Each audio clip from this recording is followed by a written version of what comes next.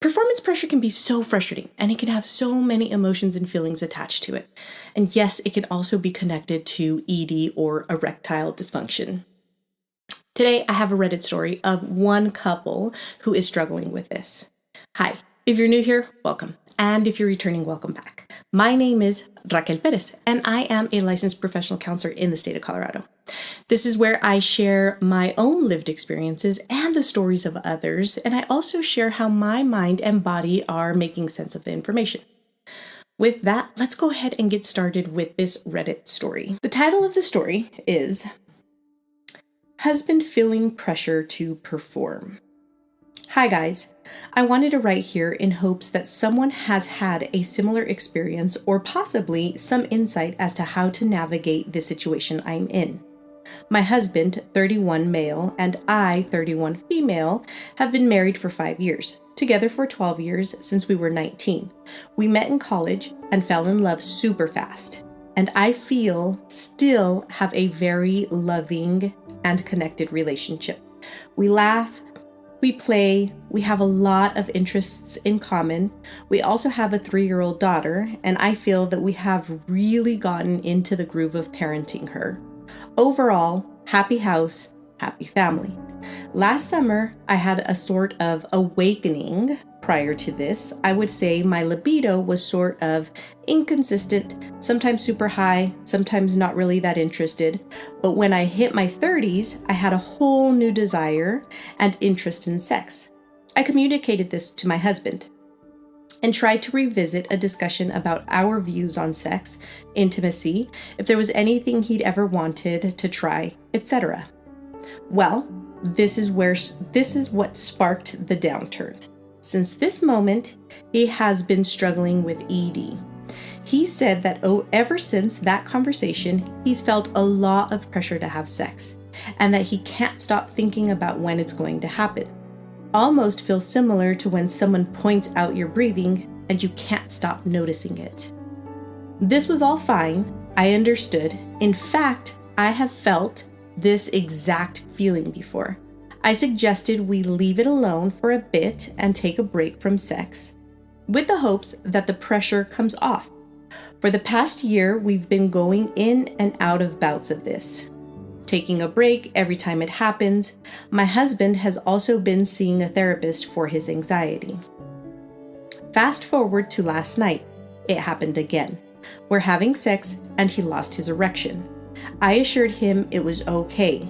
We can stop and just tried to comfort him, but also give him some space. Usually, I just try to quickly move on and not place a lot of attention on it. But he started talking, so I wanted to try to listen. He started talking about how frustrating it is for him and how he doesn't know how and if it will ever be fixed. I reassured him that I will stand by him for as long as needed and that I love him no matter what.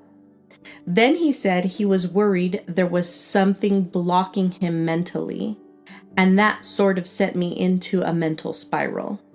It hit an insecurity of mine that I had kept inside since this all began. What if he's not attracted to me anymore?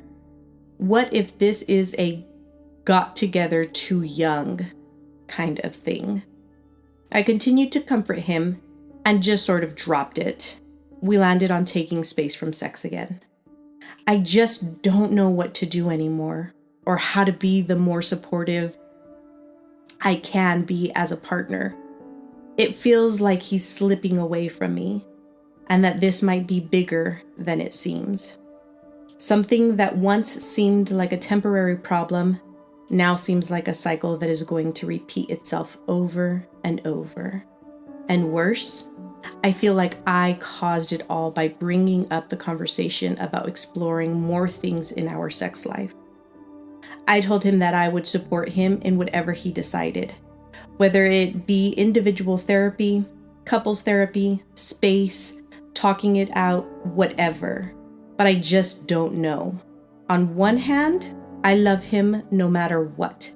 But on the other hand, I don't know if I necessarily want to be in a sexless relationship, especially one where a solution is not actively being found.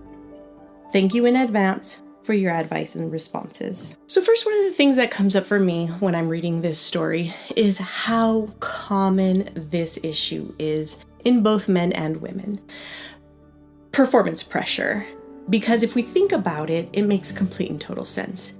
If there is pressure to perform a certain way and to show up a certain way, and if we're starting to feel that pressure during sex or at any point up into the point that we start having sex, it makes sense that it's going to turn us off, because pressure is the antithesis to orgasms and to arousal. And so it makes sense that it's an automatic off switch that happens for people, and this is incredibly common.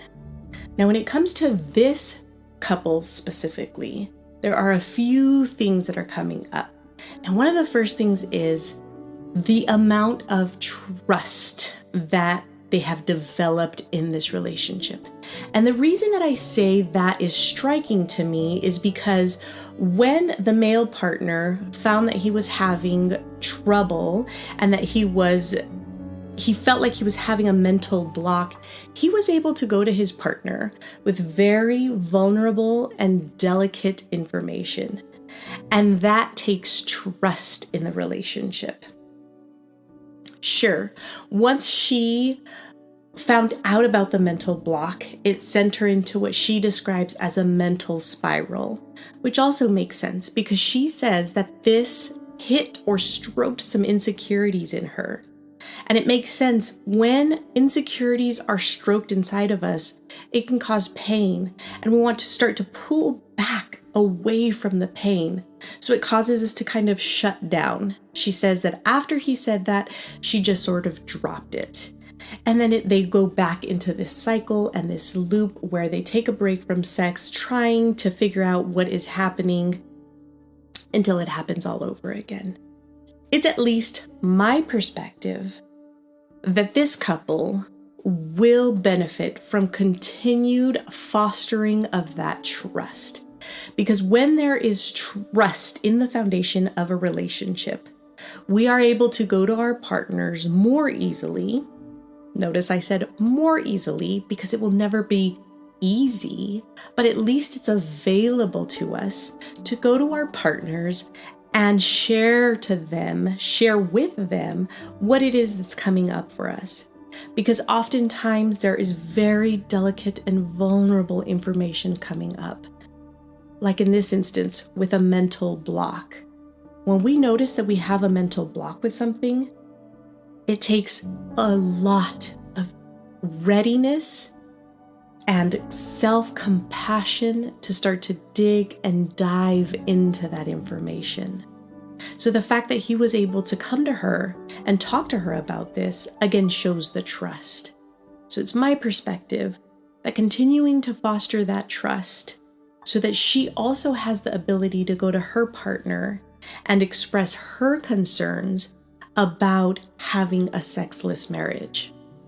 Because that, at the end of the day, is very important to share what it is that is coming up, as delicate and as vulnerable and as painful as it might be. Well, friends, that is all I have for this video. If you have found it useful or helpful in any way, please hit that like button down below. If it stirred up anything inside of you, something that you would like to share, please pop that down in the comments. I would love to start a conversation about this. If you want more content like this on a weekly basis, please subscribe. Until next time, bye for now.